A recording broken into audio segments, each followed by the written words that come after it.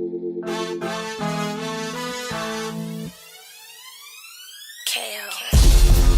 is beautiful.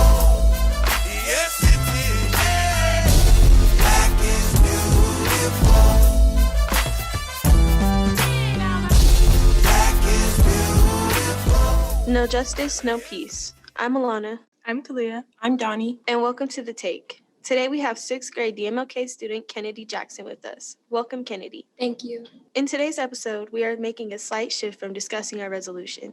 Today we are discussing the relationship between police departments and people of color, as well as how our communities are policed. We have guests on both sides of the mic today. Kennedy will have the pleasure of making those introductions shortly. Throughout our series, we have had a focus on our resolution in Black history. Today, we want to provide a space where we can discuss how DPD plans to respond to schools in the absence of SROs, have dialogue about the relationship with police departments and people of color in our community as a whole. We would like to discuss why people of color continue to be the target of escalated police responses, what the police department is doing to ensure that the encounters between police officers and people of color specifically are more fair and safe, and we would also like the police department to consider deeper training on Black history in both the academy and a part as regular and ongoing training. We know when it comes to Black lives and the police, it can feel like or be a life or death situation. We want that to change. We know that police violence is more common against Black people, and we want it to stop. We want to explore possible solutions on what can be done in order to hopefully have our brothers and sisters feel safe in their country. This is our space where we can create dialogue about history, policies, and protocols that negatively affect Black, Indigenous, and other people of color. A safe place to agree or disagree and learn to understand. Today's episode is Black Meets Blue. In this episode, we will address these concerns just mentioned and discuss how this can begin to change. We have a great group today. Candy, please let our viewers know who we have with us. In today's episode, we will be speaking to Chief Paul Pazen, the Chief of Police for the Denver Police Department. We will also have Mr. Hawkins and Mr. Murdoch from our student culture team at DMLK. They will be helping us host this very special episode. Welcome and thank you for joining us on The Take today. Before we get started, we have to remind our listeners about our trigger alert. Donnie, can you please read our trigger alert? Yes, I can. If you're not 110% in support of Black Lives Matter, please dismiss yourself. If you're in any sort of agreement with the systematic oppressions this country has inflicted on minorities, once again, please dismiss yourself. And if you are not willing to give every bit of the power that the people so undeniably deserve, then please dismiss yourself. Because in a few moments, you'll witness vast amounts of Black engagement. And if you do not dismiss yourself, then the thoughts, facts, and feelings we're about to share will most definitely dismiss you. Chief Pazen, thank you for being here with us today. We know a little bit about you and know that you worked as a police officer in the community that you grew up in. Please tell us about that and how you plan on using your experience benefit our communities like ours. Kennedy, thank you for the introduction. I love the way that you spell your name. I think that is so cool. My name is Paul Pazen. I was born and raised here in Denver to a single mom. I grew up in North Denver. I graduated from Denver North High School. I consider myself a proud Northsider and always will.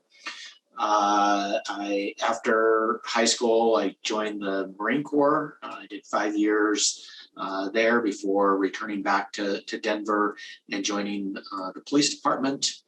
I do want to just share a little bit of information.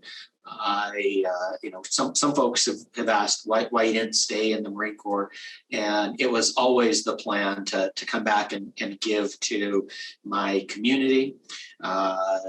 I applied for 2 jobs, the Denver Police Department and the Denver Fire Department, just because I saw that was a way to give back to our community. And I was hired by the police department and have had the good fortune of making it here to the police chief position. I also think that it's important to share that I never lose sight of where I came from. I never lose sight of my lens. Growing up in North Denver as a Latino to a single mom has really shaped how I view the world. And I try to bring that in all of the decisions that we make here in the police department, because I think grounding perspective and community is important. So I'm honored to be here. I really am inspired by the work that you all do, and I'm excited to have this conversation, a tough conversation, but a necessary conversation, and hopefully we can come together with some solutions to keep our community safe and do it in a fair and equitable way. Thank you. Thank you for coming on our show today, and thank you for that information. In addition to our trigger alert, we want to name that conversations like these are hard to have, but they are important. It is not our intent to accuse or blame anyone to make them feel like they're being forced into opposition. We ask serious questions because we discuss serious topics. Some schools were not in favor of SROs and DPS. Personally, we have had a great relationship with our SRO in the past and have seen the benefit of positive community and police relations in our building. However, the resolution did pass and SROs had already begun to leave the buildings that were once assigned. We would assume that the SROs were highly trained in working with adolescents. My question is, how can we ensure that the officers that are now responding to our buildings have the right training to deal with adolescents and specifically students of color?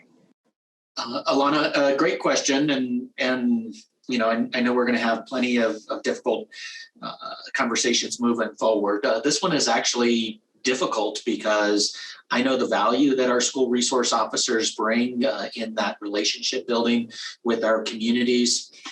We had 18 18 school resource officers prior to the resolution. 17 of the 18 were persons of color, which I was very proud of. I know of individual circumstances where that relationship has led to the success of the student, and I'm very concerned about what that looks like in the future. And I'm just as committed to trying to figure out how we can maintain relationships, how we can build on some of the progress that took place while still honoring the reason that the school board voted the way that the school board did. I am a strong proponent of preventing, of getting rid of the school to prison pipeline. I know that law enforcement oftentimes serves as the gatekeeper, and I think that the actions of the officers can either exacerbate a situation and put a young person on the wrong path, or if they're treated the right way, they can serve as that connection to resources that can help kids on the right path. And I want to make sure that this right path continues and this wrong path is eliminated. And it's going to be challenging, but we're going to have to figure out how to do it. Just trying to get a little bit more specific to the question. We are working with DPS and trying to transition some of the workload from the police department to DPS, and doing this in a way that keeps disciplinary matters in the disciplinary process and does not refer those disciplinary matters to the criminal justice system. So we're working on it. I don't have a framed out exact this is how it's going to be, other than we are committed to trying to build on those relationships, even if we have to build on those relationships from outside the building. And I actually definitely agree with working with DPS, how you said you're working with DPS to get kids on the right path. I feel like that is really important. And just because I know personally at our school, we have police officers too. And there's a lot of students who were able actually to connect with police officers. But after the George Floyd incident, there is kind of like an off throw, and kids were like kind of shying away from police officers because they felt some way attacked. And that kind of leads me into the next question. Our podcast was actually birthed after the death of George Floyd, and we knew that then we had to use our voice to commence change. And there is an extensive list of people who have innocently died at the hands of police, such as Breonna Taylor, Daniel Prude, Rayshard Brooks, Tiana Jefferson, Stephon Clark, and so many other people. And this has to stop. And we want to work together to ensure that it does. And I really feel like partnering with DPS and what you guys are doing will actually help that. But that leads me into the question, why do you think this relationship has been so toxic? And what changes are being made on your end to help avoid future incidents like the ones that have taken so many of innocent people's lives? A lot to unpack there, and keep me accountable here to make sure that I answer all of your question. Okay, I don't want to make it seem like I'm avoiding any of it. Let me first start off by saying that I condemn in the strongest way possible the murder of George Floyd. That should not have happened. We have too many tragedies. Daniel Prude, we have Breonna Taylor, we have Elijah McClain, and we as law enforcement need to do better to prevent those from occurring. And what I can say is, one, it's important to make sure that you all are involved to help ensure that your police department doesn't have any tragedies like this. And I can say that we have taken substantial steps to prevent tragedies like that, and we are continuing to work down that path. So first and foremost, I just want to point out that the use of force policy that the Denver Police Department has was actually done in conjunction with our community. There was a group of community leaders, including very strong voices that really helped direct this policy. Our policy is as strong and as progressive as there is anywhere in the country. It adheres to the 8 Can't Wait. I'm not sure if you're familiar with that, but bans chokeholds. The situation that just occurred in Minnesota, I don't know the details of that, but that would not have happened in Denver. We have banned shooting at moving vehicles. We have banned the chokeholds. We document any of the display of forces out there. We have a duty to intervene as well. We've banned positional asphyxia types of things. So you can also verify what I say by looking at our policy online and hold me accountable, saying, "Hey, you said this," and if it doesn't line up, then you come at me again. So that's part of it. You want to make sure that you have strong policies to prevent these types of tragedies. Additionally, you may have heard the phrase that culture eats policy for breakfast. It's kind of like but it's reality, right? You have to affect the culture. And that's one of the things that we're doing right now. So I'd also encourage you to take a look at a great new program that Georgetown University has launched.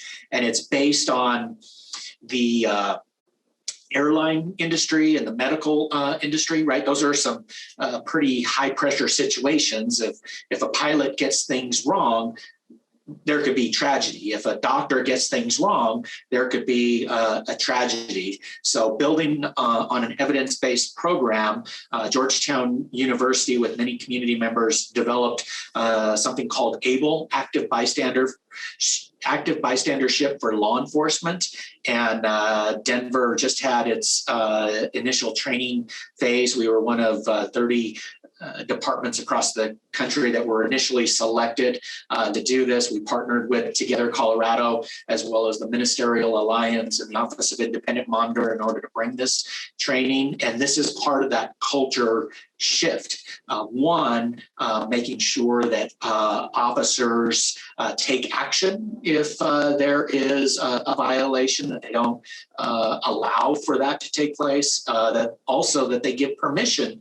If I start getting heated, that every member in the police department, even if I'm at the top of the organizational chart, that a brand new officer would one, have the courage to stop me from any type of tragic situation, to calm me down, and vice versa, that I give permission to any member of my department that if they see me getting out of control, that they take over, and I know that they're doing it the right way. So we're working on the culture right now. It's one thing to say, hey, we got these strong policies.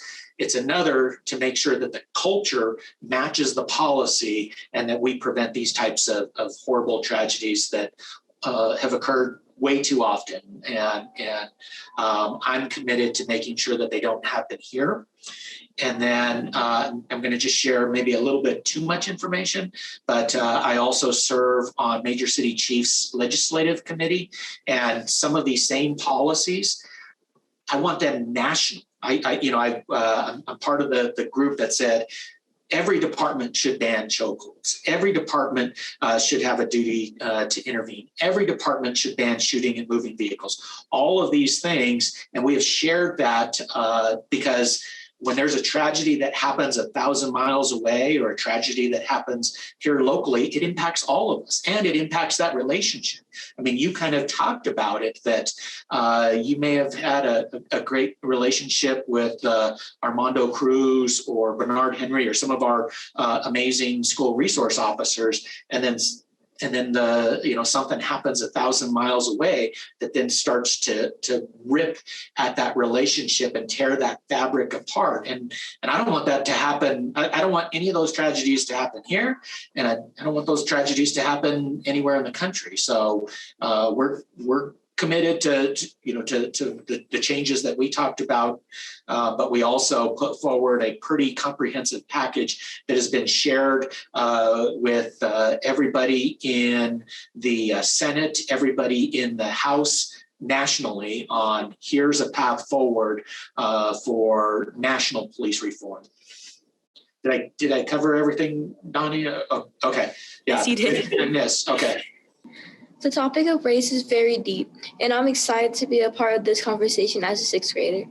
I've always been taught race is important and should not be ignored. I have already begun to hear about the school prison pipeline. Can you tell us what that is and what DPD is doing to help stop it? So I'm very familiar with it. I want to commend Padres Unidos. Everybody knows Padres and Jóvenes Unidos by chance. They're really, some of the leaders in this field, right? They really started to have these conversations several years ago on how we can do better. And then I believe it was about 2016 when there was a MOU between Denver Public Schools, Safety and Security, and DPS to try to address what Kennedy just talked about, the school to prison pipeline, right? The goal is if it's a disciplinary issue, that needs to be handled by the schools and keep some of these low-level situations from turning into something that's referred to the criminal justice system, because that certainly doesn't help. So I'm very familiar with this work that was actually signed at North High School. I attended there, just again, how much I value this work. Then we also worked with the Office of Independent Monitor. Are folks familiar with the OIM? Are folks familiar with the Bridging the Gap Kids and Cops program by chance? So really, you dig into each and every single school and you talk about the RRI rate of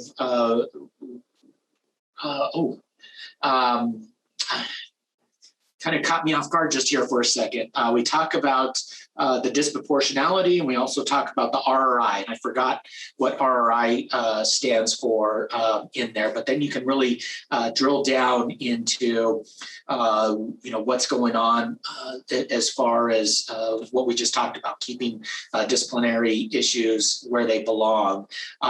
So I'm very familiar with it. I'm very I was part of that program initially launched, and it was going to be at two schools, Denver North High School and Denver West High School. But we saw the value of it, and so that's why it didn't even do that. We just went citywide right off the bat. But there's additional training that goes for officers that they learn about the disproportionate DMC, disproportionate minority contact, and RRI. I'll remember as soon as we get off this call what RRI stands for in there. But the officers themselves learn about their role in the school to prison pipeline and that role as a gatekeeper that they could, one of two paths, and they could exacerbate a situation or they could help a situation.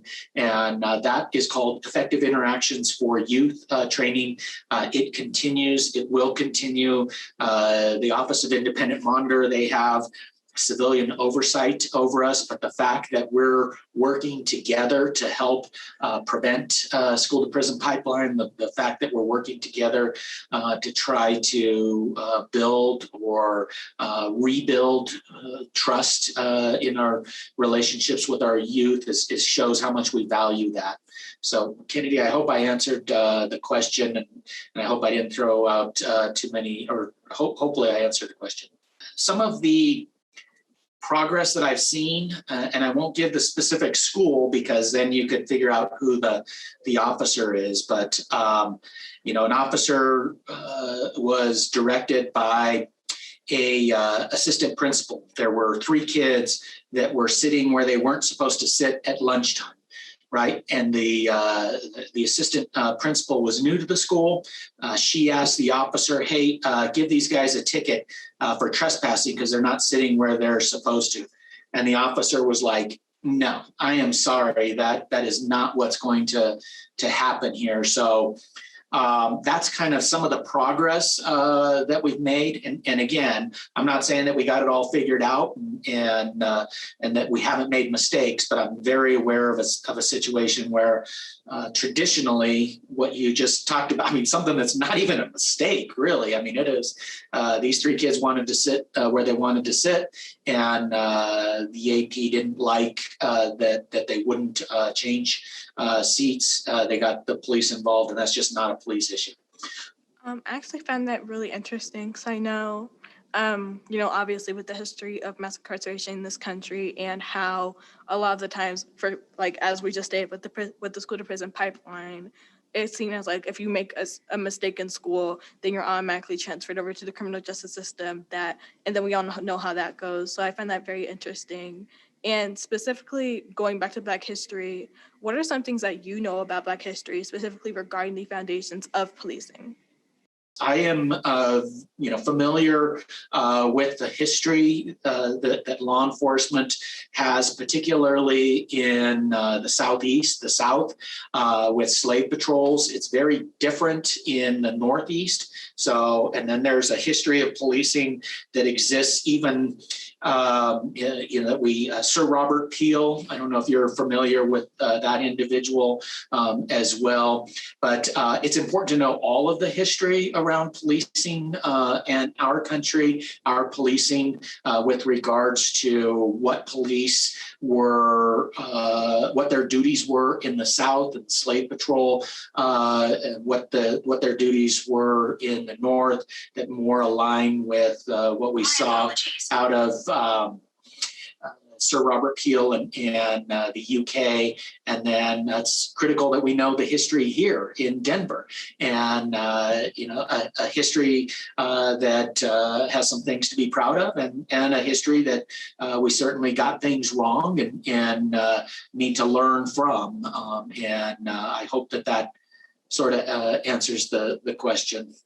Yeah, I believe it did. And then Just going off of that, how would you say it has evolved, and what do you believe are some similarities that still exist in the culture of policing when it comes to the Black community, or how they interact with the Black community today? Well, I'm going to piggyback on a little bit of the answers that I gave, right? There are areas where we've gotten it right, and there are areas where we certainly have gotten it wrong. We need to learn from those mistakes and make sure that we do everything possible not to repeat those mistakes. Now, we have to recognize the institutional disparities that have occurred with our Black, Indigenous, and people of color relationship, to make sure that we learn, kind of similar to what we were talking about with disproportionate and minority contact, the DMC and the RRI. We have to, one, see it. We got to see it. And then we have to try to figure out, okay, how do we address this? How can we fix this? And our commitment is to do just that. There are, institutional challenges, not only with law enforcement, but it has impacts on housing and redlining. It has impacts on the public health system and who got service and who didn't get service. And we have to fix our house, but we also want to be allies on the other issues, because they have an impact. The schools have an impact as well. And so what I see is we got to fix the areas where we've fallen short, and we have to work with these other systems so that way together, we can tackle these issues and do better in the future. So we all know that positive intentions lead to positive relationships and positive outcomes. I have a few questions about building relationships between the community. Questions like, are police officers trained in the communities that they serve? Are police officers introduced to community leaders and key figures in the neighborhood? Do they know how the community feels about their presence and why?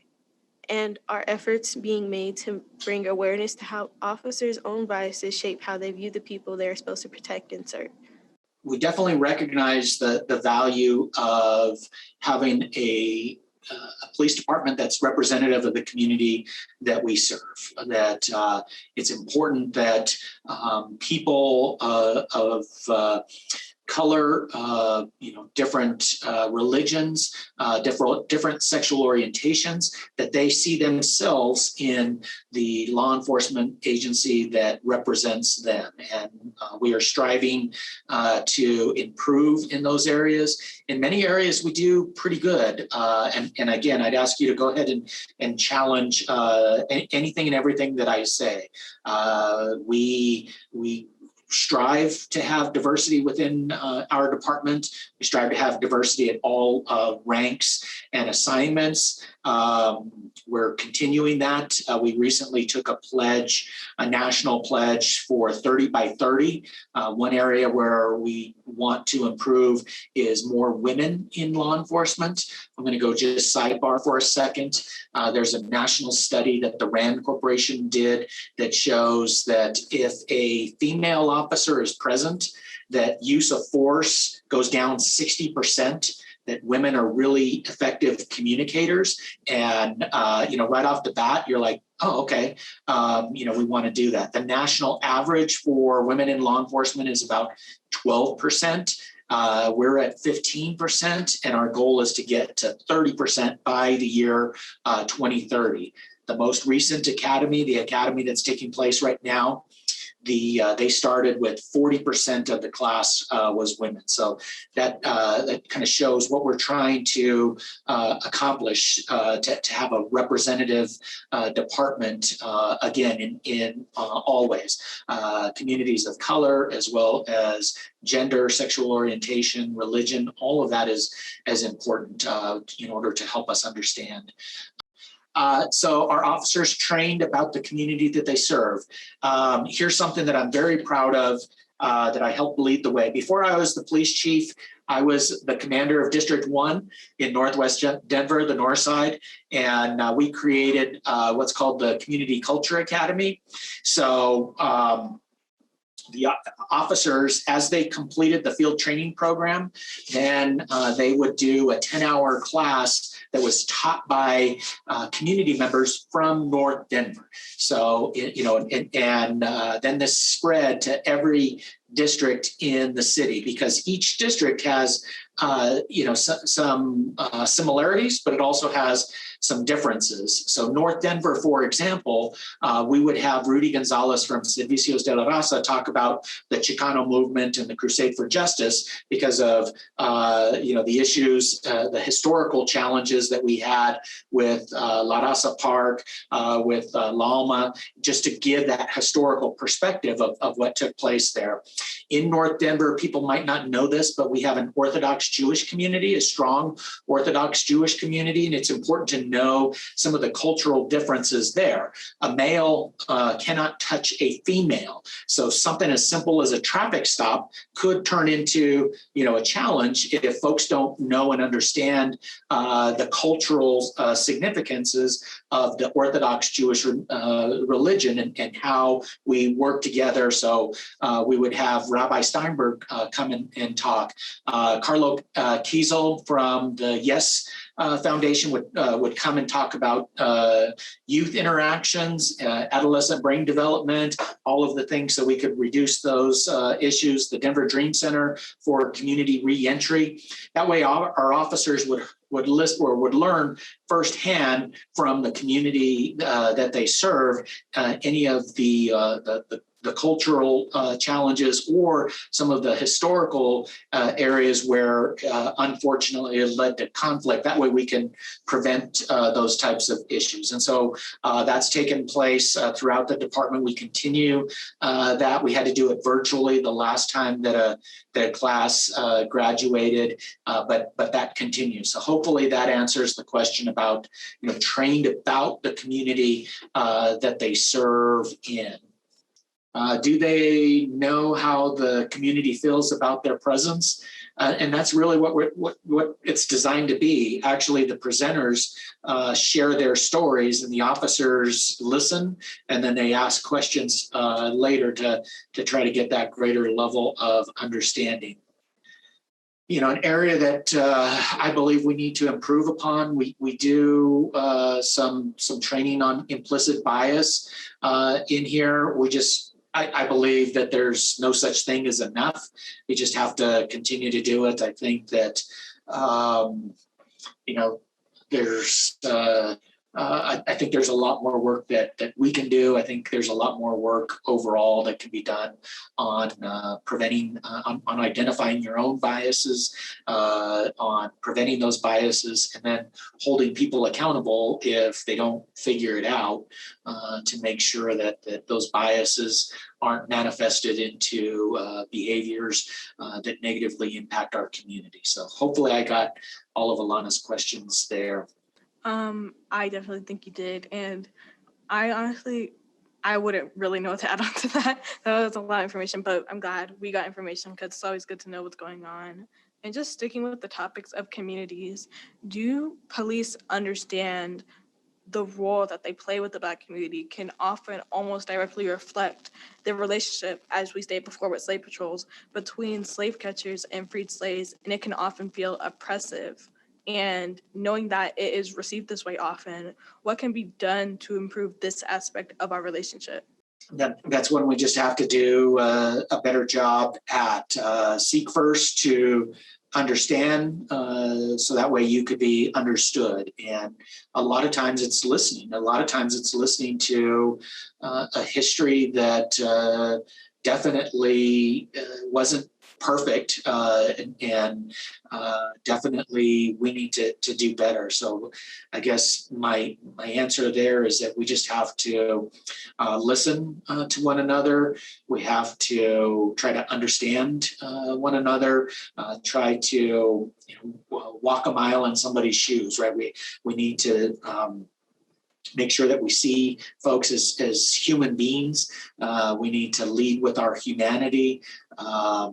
We need to be empathetic as well. So I think there's a lot more work that can be done. I think that No Justice, No Peace can help in this. I would ask that you help lead us and get us, to a greater level of understanding in order for us to do better moving forward. But I see this as an opportunity to do better. I really like that you said that, and I really hope that we can help make a change within the police department, because a lot of us want to stick up for our community, our family, and just our friends, and even beyond that. And just like many of my classmates at the school, my response when I see a police officer is kind of filled with anxiety and fear. And as the chief of police, how do you feel knowing that many youth in our community, a lot of youth in our community, fear interactions with the police? And why do you think that is? And how can we work towards changing the stigma around fearing police interaction by people of color? You may have heard this. It's hard to hate up close, right? Have you kind of heard that term? And this is where, yeah, it's tough. It's so much easier to just kind of stay separated, to stay locked in, to us versus them type of thing. But it's tough to have these difficult conversations. But these conversations are critical for us coming together, from us learning from one another, from us getting to know one another. That way we can eliminate hate, right? If we could get rid of hate, I mean, think of how great our society, I mean, crime would plummet in there. Our relationships would be great. There's too much hate. Love conquers hate. We got to get to a point where we can at least talk to one another. Then we can try to rebuild trust, rebuild relationships, and work together to help our communities that are also being negatively impacted by crime. Just this weekend, we lost 2 people to violent crime. Just this weekend, we lost 3 people to traffic fatalities. We got a lot of work to do, and to do it effectively, we have to rebuild those relationships. And we're committed, or I will commit every member of our department to do that. And we ask for your help, because we're also talking about some pretty serious issues where our community is dealing with some other challenges with regards to violence and traffic safety. Great. Thanks for that, Chief. I want to say, coming in kind of late here, but I want to say thanks for being here, and Semper Fidelis. We definitely shared some of the same experiences, I'm sure, in the Marine Corps. And you're doing great with these ladies. They can be pretty tough, but they're doing a great job in this. And they talk a lot about relationships, and I'm so happy to hear that the police department is focusing on relationships as well. My question is in regards to training. As we spoke earlier, school resource officers we assume that they're trained in working with adolescents, and we know that a lot of the conflict that occurs between community members and police officers is a result of misunderstandings, implicit bias, and things of that nature. We assume that training for de-escalation takes place on a regular basis. I would just like to know how often officers are trained on de-escalation, and does any of that training deal specifically with working with the population of people of color and or people with mental health issues? Mr. Hawkins, Semper Fi, great to hear that. The answer is yes. The answer is that it starts in the academy and then it goes throughout an officer's career. And we interweave this into many of the things that we do. It's also a big part of this newer program that we're talking about, active bystandership for law enforcement, that I'm very excited about, that I think is going to help us.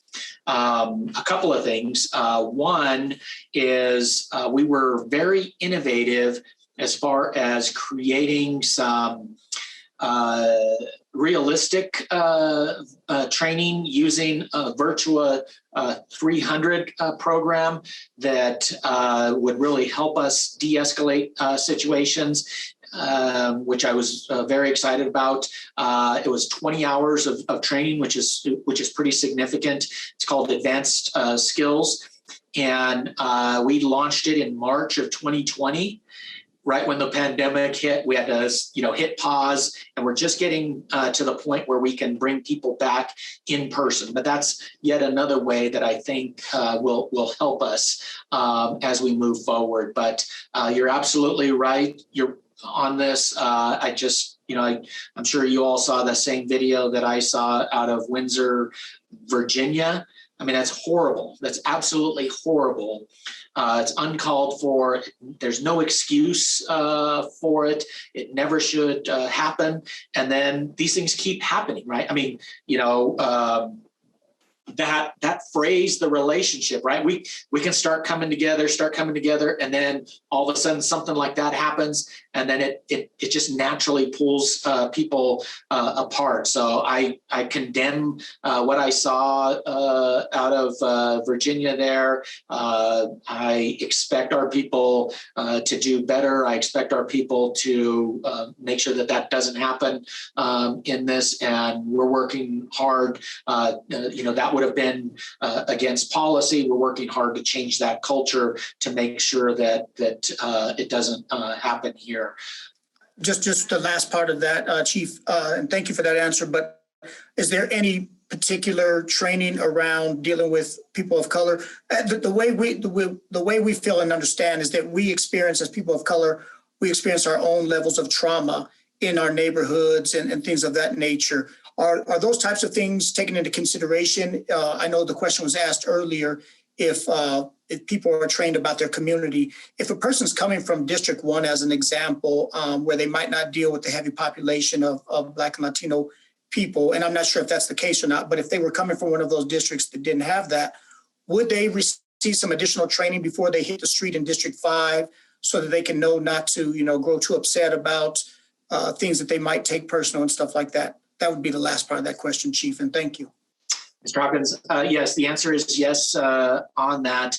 That it's kind of interwoven from the academy and all the way through. I also want to give credit to some of our officers who have led that charge. So one, Sergeant Carla Havard and the Black Police Officers Organization do a great job of not only educating internally, but also elevating internally, making sure that they support new applicants coming on. So any of the roadblocks that would hurt applicants from successfully becoming a police officer, and also for promotion in there. And then we also have, officers, African-American officers that share their experiences that also lead to very positive internal change. One of which I'm just going to share a story. I hope this goes okay, but it's that culture change that we're talking about, and the officer was actually in training. The African-American officer was actually in training. They're driving down the street. They see somebody walking in the street, and they get ready to make contact. And there's a discussion between the training officer and the new officer. And the new officer is like, well, why are we doing that? And the training officer is like, well, this person's walking in the middle of the street. How come they're not walking on the sidewalk? And then, the officer with lived experience, he's like, well, I grew up in this neighborhood. The street is where the light is, right? If you're on the sidewalk, the trees, they block the light. So he's actually, this person's actually doing it more safe. And so that's like a light bulb moment for the training officer that they can then share with the whole district of, hey, this person's actually doing something that makes sense. So I hope that, that type of story is what we're talking about here, trying to educate, trying to inform, trying to create greater level of understanding. So that way we can shift that culture of, that makes sense. Let's do this together. So. That was great, Chief. Thanks so much for that.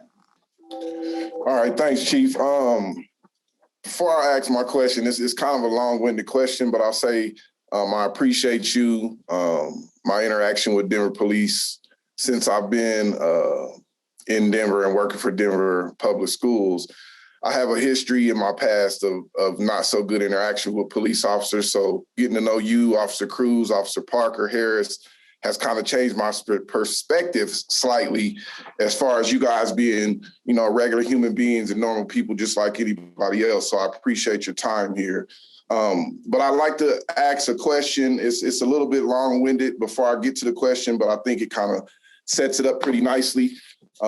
Federal law justifies deadly forces when a reasonable person would consider the threat likely to cause death or serious bodily harm. That description, the threat, is pretty vague, misused, and clearly undefined per officer and sometimes per law enforcement agencies. This misuse has led to deadly force and or the use of extreme force, often resulting in the death towards many, more often than not, people of color. This also leads to the talk that a lot of Black parents have to their kids and their young men when they're out driving and when they're out in public. And from the Black perspective or the Black culture perspective, that threat can be a lot of different things. From our perspective, it's not so much the threat of a cause of death or seriously bodily harm. It can be the threat, back when it first was the struggle of changing those, the threat of integration, the threat of equality, the threat of Black success, like riding through a certain neighborhood and you were in a nice car and they didn't think that you deserved to be in that car. The threat of being wrong, the threat of the defiance or disagreeing to an officer, the threat of a non-compliant situation, the threat of losing or stopping somebody or talking to somebody with the wrong assumption and then letting that pedestrian or civilian realize that that officer was wrong. That becomes a threat sometimes. The threat of embarrassment, and then, as we all know, the threat of racist white influences demanding certain areas and communities culturally look and remain the same, not to include people of color or Black and Indigenous people. So to get to my question, does DPD have a clear definition of what the threat is? And what trainings can be added, changed, or made more intensive to complete to reduce so many of America's law enforcement officers' perception of such a wide range of threats that I just described, that oftentimes we as Black people know, don't begin with an alleged weapon or the possibility of bodily harm. I can repeat some of that if needed, because like I said, I know that's long-winded, but does DPD have a clear definition of what that threat means? So first, let me acknowledge what you said. You're right. This talks to the historical nature. This talks to much of the institutional treatment that takes place across the country. I'm not going to pretend that Denver is utopia and that we got it all figured out by any means. I'm going to just say that we're committed to doing better on this. We have to hold our people accountable if they don't do it the right way. That there are, reasonable and necessary can be viewed, very vaguely in this. And I get it. I understand that. I know that is contributed to the tragedies that the too many tragedies that we've seen out there. That there are some mechanisms in place that help hold our officers to a higher account than other places. First and foremost, it is that policy. I told you what we're trying to do with the culture. As far as the accountability side of things, right? You want to make sure that one, you have strong policies, that you train on that policy, that you get the cultural buy-in for those policies, and then if things don't work right, that you hold people accountable. If you have breakdowns anywhere in that process, then it only causes or exacerbates the situation, and we're trying to get these things done in a better way. So what I can say is that all of this is foundational, and we're trying to build that foundation stronger, so that way at some point all that those the few positive interactions that you have, that becomes the norm. And those negative interactions that you've had with our department and our people, that those become the exception, that doesn't happen anymore. And I just want to apologize and just let you know that we're committed, and I expect that same commitment from every member of our department. And if we get it wrong, let me know, and we'll hold folks accountable and get it fixed in the future. So, Mr. Murdoch, I hope that sort of addresses it. It's a lot. And there's a lot to unpack, and it's I'm just going to leave it there, and hopefully did I answer the question? Yes, you did. But I was wondering if you could maybe clearly define for some of these, for the girls listeners, does the threat mean me as a person, my language toward the officer, a weapon in my hand, me disagreeing with what the officer says? So if you could kind of clearly define when it says a reasonable person would consider the threat likely to cause death or serious bodily harm, what does that mean exactly to me as a young man driving a car and I just got pulled over by the police? What part of me or what part of my display language, body language, whatever it may be, would present to an officer a threat? So, the other part of that is that person can, move forward with that threat.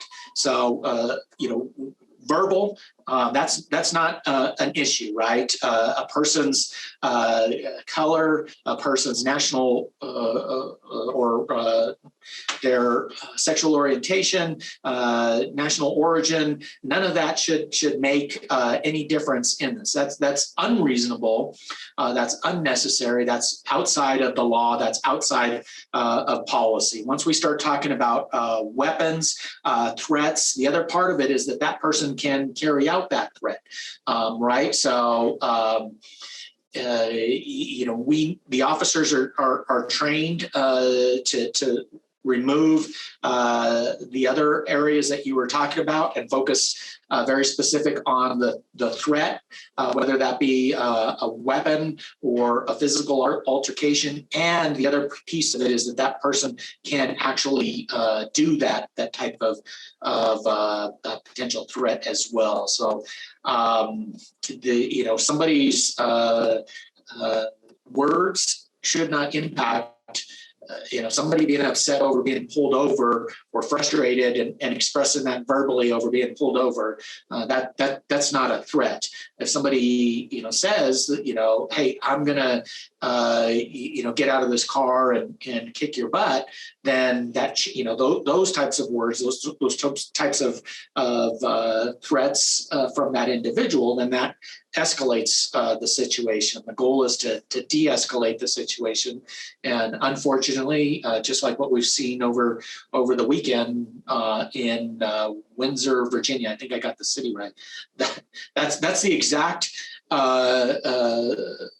opposite of what folks need to do or what the officer needs to do. They did every single thing wrong in that situation, and we can use that as a teachable moment. And one area that I actually think or that I want to share with folks is we pay attention to what takes place across the country.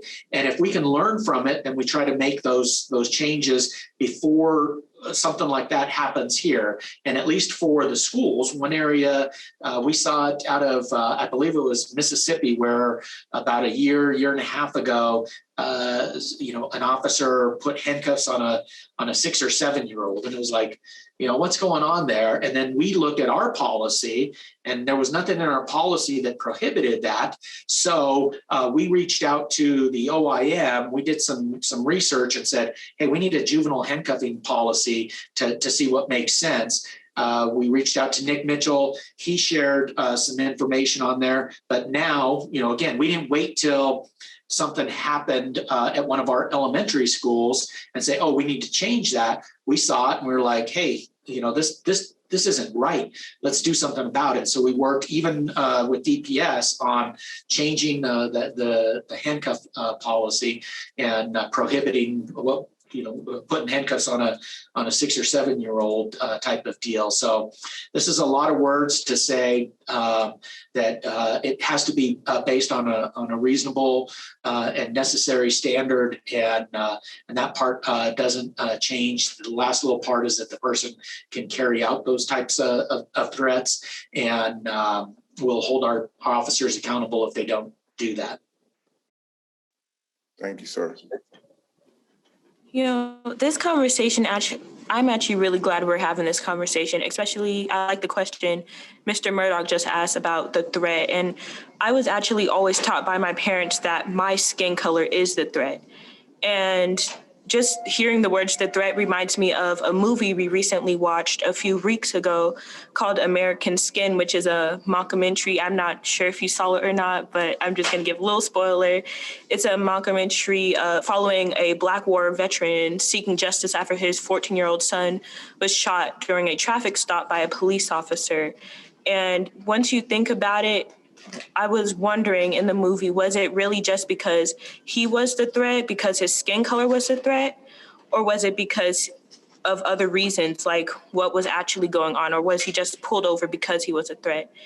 And that kind of leads me into the question of something that I'm wondering after watching American Skin is, what are the protocols after an officer is involved in a shooting? Because after he shot the young kid, he actually went home and he waited on a protocol for someone to come get him.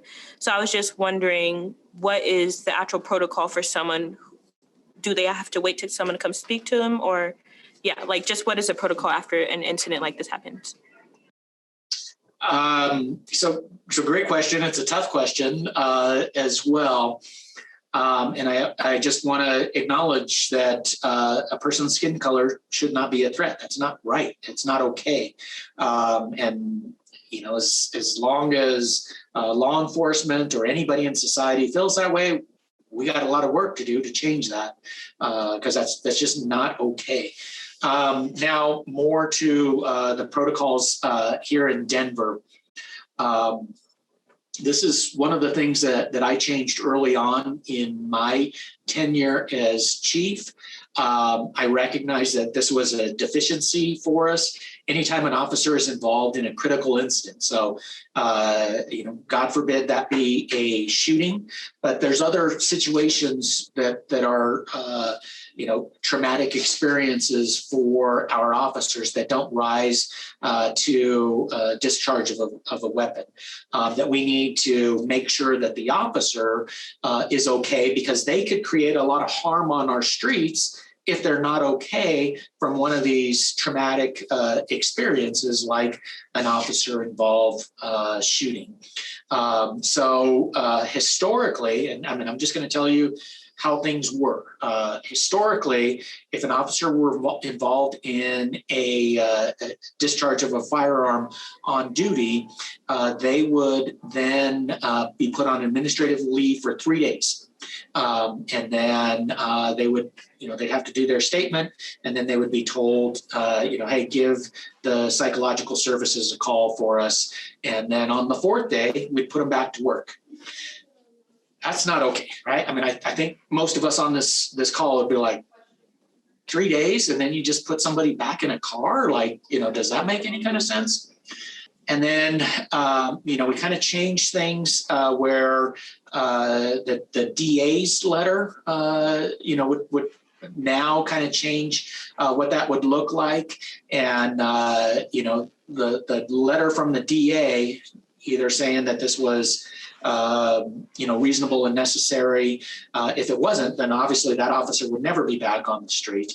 But pending the case letter, we would just put them in a non-line assignment. Non-line meaning they're not out on patrol, but that was also harmful for the officer because every day they didn't really know what was going on.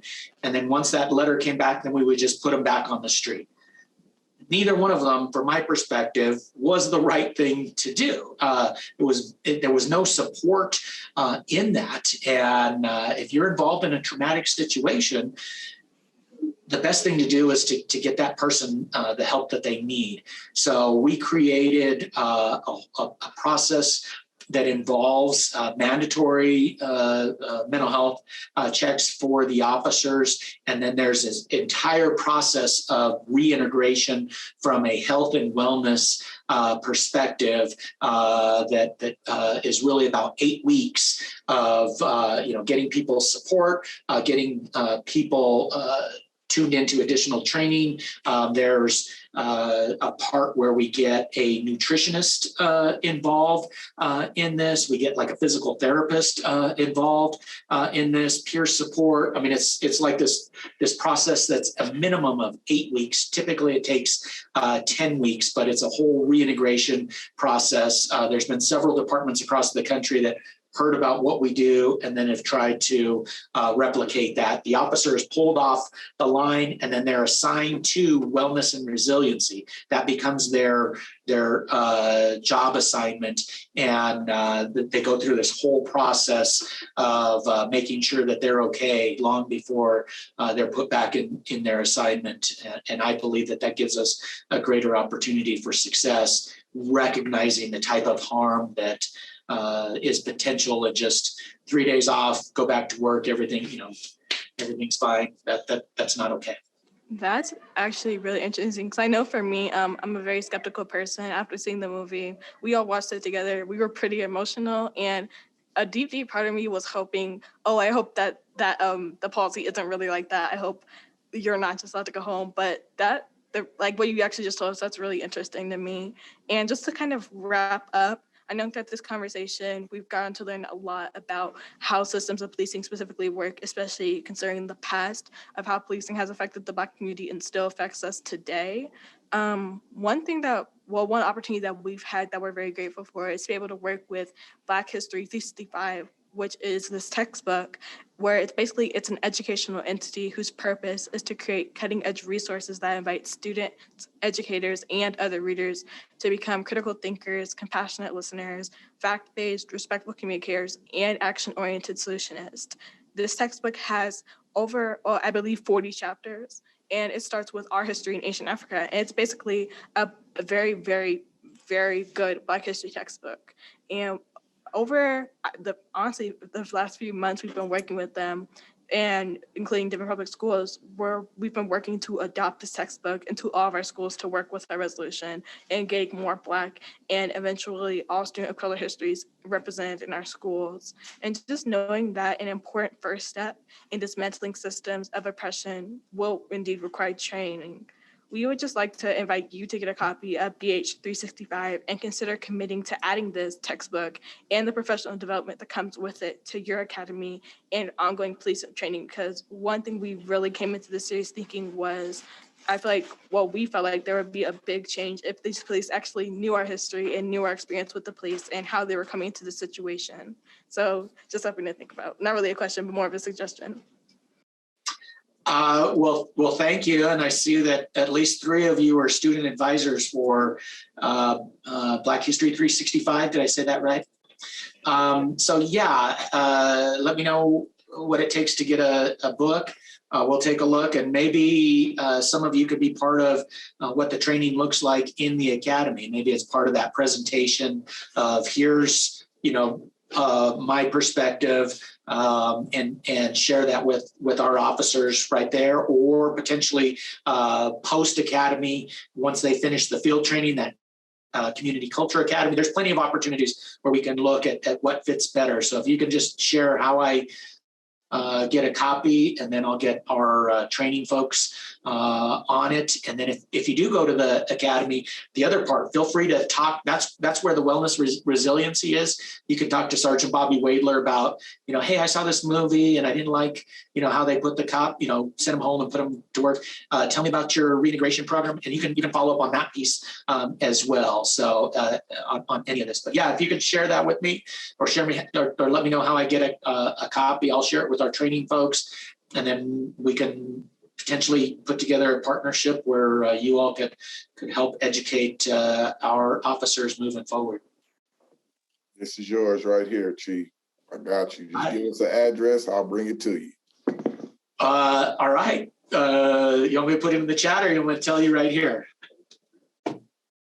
Either one will work. 1331 Cherokee Street, right across from the Mint, right across from City and County Building.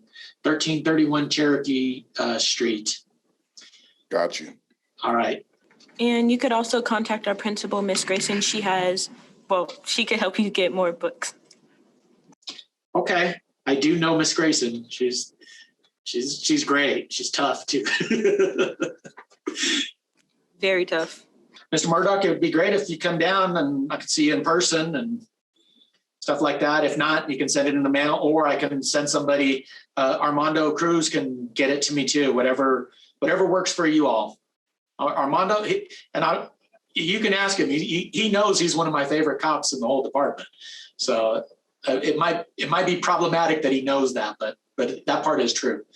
He's a great guy. We just saw him this morning. So like Malcolm X said at one time, by any means necessary, we'll get you this book, brother. Okay. Thank you. Well, again, it was an honor. I hope that this isn't the last time that we talk. I've seen some of your work on TV. I know they've done some specials on you there. I've caught those. Side bit of information.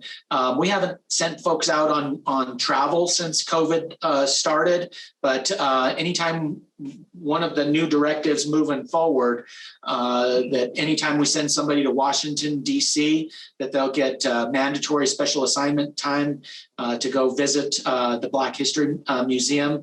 That part is very educational, and we will, it's anytime that they go there for training that they'll be required to do that. So just sharing that piece, and then hopefully, this is the beginning, and we can collaborate a lot more. So keep up the great work that you all do, and great to talk to you.